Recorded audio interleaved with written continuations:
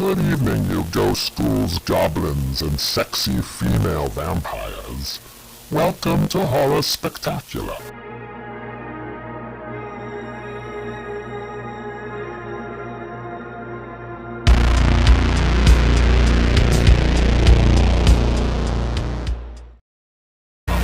Here's host, the Slayer of Evil, Franchise TV. Well, in this Horror Spectacular 24, Van Helsing will be the topic of discussion later this month. The 2004 action horror flick tells the story of Van Helsing and his mission to stop the villainous Dracula who rules over Transylvania. On Van Helsing's conquest to destroy the dreaded vampire, he encounters the Wolfman, Frankenstein monster, and the brides of Dracula, and not the bride of Frankenstein, but also Igor. Gotta count Igor.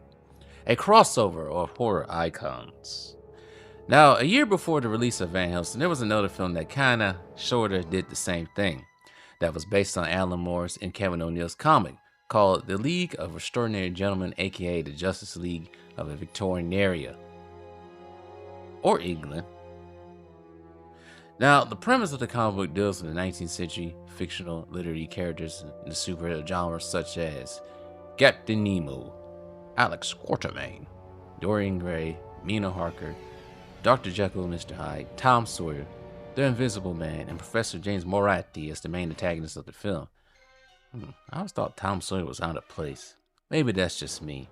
But Moriarty, the Phantom, or M, wherever they call him in this film, was played by Richard Roxburgh, who will end up playing Count Dracula a year later in Van Helsing. The film's adaptation was released on July 11, 2003, and it starred Sean Connery in his final film role before he called it quits in 2006. The plot: 1899. Almost a couple years removed from Van Helsing, terrorists poisonous German soldiers break into the Bank of England, stealing Da Vinci's blueprints of Venice foundations. These criminals pose as British soldiers, kidnap some German scientists, and blow up a Zeppelin factory in Berlin. This causes both the Brits and the Germans to be at odds with each other, which may lead to a world war several years before the real start of World War I. Playing both sides at sea. Typical villain plot. We learn that this is a ploy for a world war and is led by the terrorist leader by the name of the Phantom, who's on a quest for profit, said the war, and now he plans to attack the world leaders at a conference in Venice in 3 days.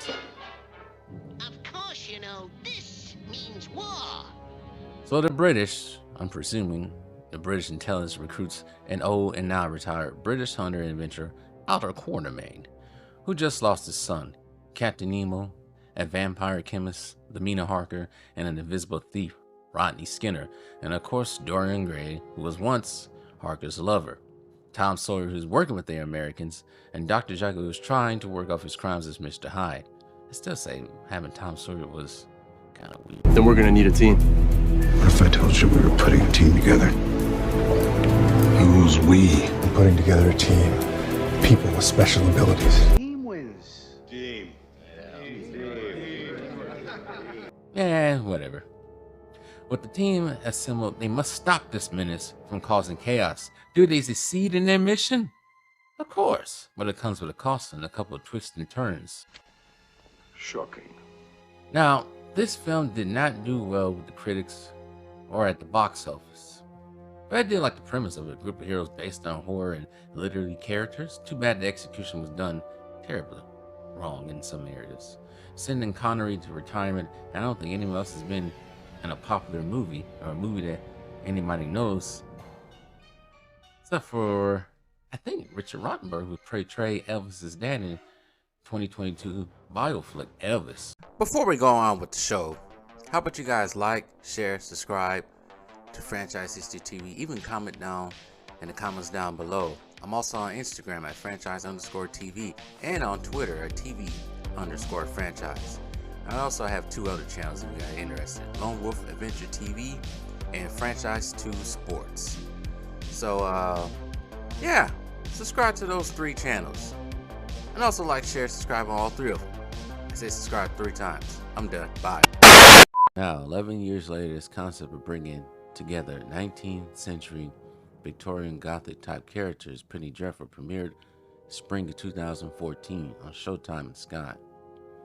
Penny Dreadful is a 19th century British fiction publication with lurid and sensational subject matter. Usually the theme was some type of horror fiction. For this series, it wasn't too much different from LXG. You got some characters from LXG, a little bit of characters from Van Helsing. Like you had Dorian Gray. Not Ash Hollis as the one portrayed in LXG. A little bit more Indianistic. Henry Jekyll, Mina Harker, and you got a Bond actor portraying a British adventure hunter, that being Timothy Dalton as Malcolm Murray. Plus there's a Dr. Frankenstein and his monster, and a character based on the Bride of Frankenstein. Oh yeah, there's a Wolfman, and some references towards the Mummy. You got vampires, Van Helsing, even the devil, and of course the Count himself, Dracula, and his familiar Renfield. Tell you the truth, wasn't a big fan of this Dracula. I don't know, I thought he was lame. Well, of course, this was coming up the heels of Luke Evans' Dracula.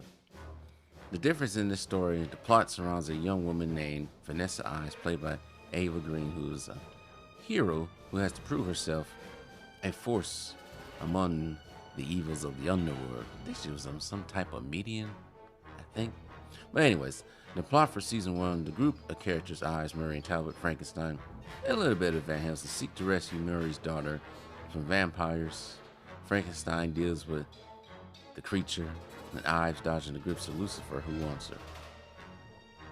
Second season, witches. They're hunting Ives and deliver to their boss, the devil, while Dr. Frankenstein creates the Bride of Frankenstein, Ethan Chandler, aka Ethan Talbot, is on the run from the law. The third season was different. Everyone was in different areas of the world. Ethan Talbot, played by Josh Hartnett, is being shipped back to the US. James Bond, aka Malcolm Murray, is dealing with his past. And now we have Count Dracula in London creating a ruckus and wanting Vanessa all to himself. I thought the soul was alright. I did like the overall creepiness, the darkness surrounding the series, but there's some things I didn't like. And I didn't like Dorian Gray in this series. There was just too much stuff going on around him that I didn't like. But they always say that men don't like when women are the main characters. That's wrong. That's wrong. Vanessa Ives was great in this show. They didn't try to do what they be trying to do now. But anyways, she wasn't a forced character. In each of the 3 seasons, Ives had to deal with her faith, dealing with God, getting chased by the devil, plus overcoming this perceived destiny that her and her allies will have to alter. Now, which piece of fiction is better? Well, obviously it's Penny Dreadful. Penny Dreadful's writing and plot is superb compared to LXG's plot. I do like the concept of LXG, but it failed like the Dallas Cowboys' current season. And the season ain't even over yet, but they ain't going nowhere. I think LXG could have been spent more time with the supporting cast. Penny Dreadful did a better job of incorporating all these characters together in a shared like universe. The LXG could have been better executed in the plot, but it seemed rushed and weak, and it just seems like a cookie cutter type film. Sean Connery was just winging it to the finish line of his career. And of course, with every Alan Moore work that's been adapted into film, he hates it. Illustrator Kevin O'Neill hated it as well, saying that the comic book and the film did not match. The film material did not respect the characters or the comic book. He said he didn't recognize any of the characters while reading the screenplay. He hated the movie version of Alec Quartermain. He hated Mina Harker as a vampire. So Penny Dreadful wins this battle. Penny Dreadful will be the closest we ever get to see his imaginary monster characters team up in a shared universe in the modern day, unless Universal finds a writer that can incorporate multiple iconic characters into film and write them like that, and not write them into a paper bag. A wet paper bag at that.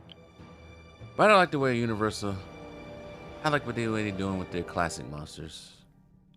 Making them one film, trying to erase the failure of 2017's The Mummy. But in the end, I still like Van Helsing better than LXG and Penny Dreadful. But that's just me.